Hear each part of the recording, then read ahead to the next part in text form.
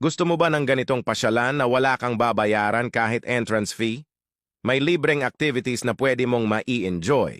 Narito ang canopy walk, wall climbing, spider web, at may bonus pang swimming pool.